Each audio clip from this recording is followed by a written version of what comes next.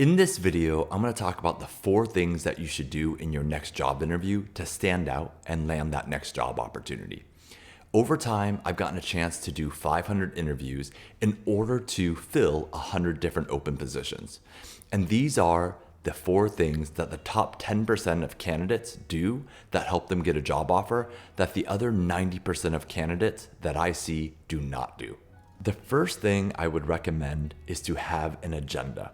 One of the very first questions that I ask all candidates is, what would you like to talk about today?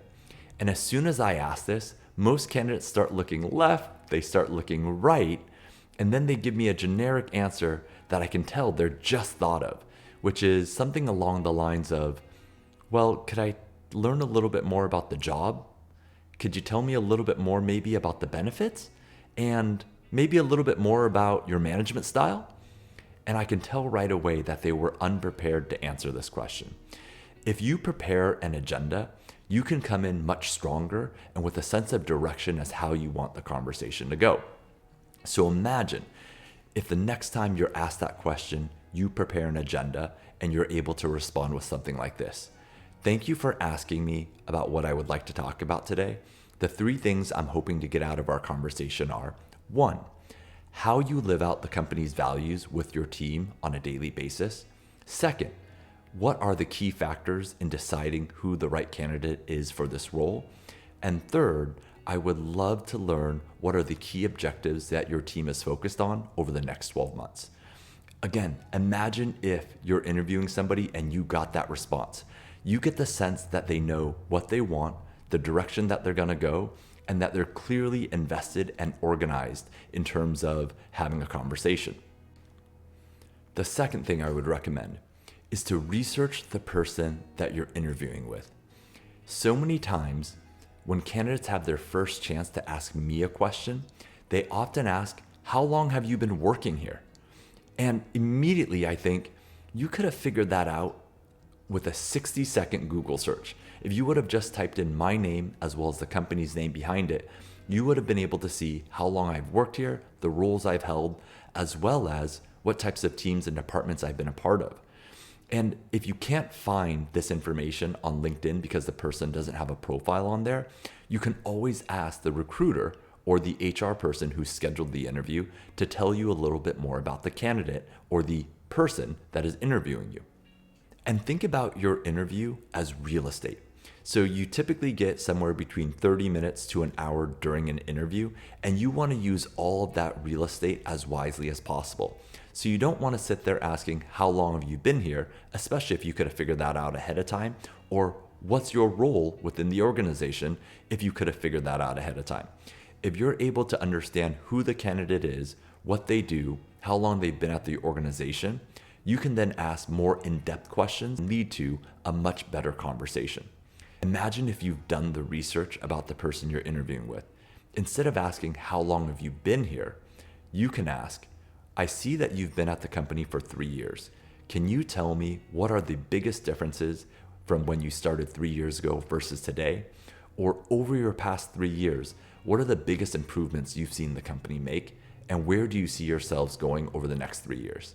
Do you see how much richer that question is? By taking time to research the person that you're interviewing with, you're able to dive and use that real estate of your interview much better. The third thing I would recommend you do is to close like you want the job. 90% of candidates do not do this. And the 10% of candidates that do really stand out. At the end of every single interview, I always ask candidates, what would you like to talk about that we haven't gotten a chance to discuss yet? And most candidates, 90%, respond with, thank you for your time today. I had a great conversation. I look forward to hearing next steps. And when you say that, most candidates leave feeling uncertain about what the decision is going to be and whether or not they're going to get a call back for the next step or a job offer. If you never want to feel uncertain and powerless after the interview ends, here's what I suggest you do. And that is to close like you want the job right now. Imagine if you're asked, what else would you like to talk about before our interview ends? And you said, well, I would love to learn of all the candidates that you've interviewed with. Where do I rank amongst them? And would you hire me today? By asking that question, you're allowing the person who's interviewing you to tell you what their thoughts and opinions are. And imagine that they say back to you, well, based off all the candidates I've interviewed, right now, I would say that you're the second best candidate for this job. When you hear that, you're then able to say or ask, what makes me the second best candidate and not the top candidate for this position right now? That person on the other end can then respond with something along the lines of, based off of your resume, you don't have quite as much management experience as the other candidate. You might then want to respond with, well, in my last position, even though I wasn't a manager, the CEO gave me a task and an initiative to implement at the company, and I had to measure it over a 6-month period. And what we saw with my leadership in guiding this initiative, it had a 12% impact over the 6 months that I did it. Is that the type of management experience that you're looking for in the candidate? And the person would then have to respond, yes, it is, or no, it isn't. But at the very least, by asking the questions as if you want the job right now and that you're fighting for the job right now, you're able to understand that. By closing like you want the job right now, you're showing how determined you are. You now have the power to know what they're going to say after the interview is over and what your chances of landing the opportunity are. And I can tell you this, I've been in enough interview debriefs with a group and audience to hear so many people say, wow, that person at the end of their interview closed the interview so well. They were so determined that I really want to hire them, even though someone else might have a little bit more experience. Again, this has been a determining factor in so many interviews and has made individuals stand out during their interviews. The fourth thing that I suggest you do is to send a follow-up email after your interview ends. I can't tell you how refreshing it is to receive an email from a candidate that highlights and summarizes everything that we went over today.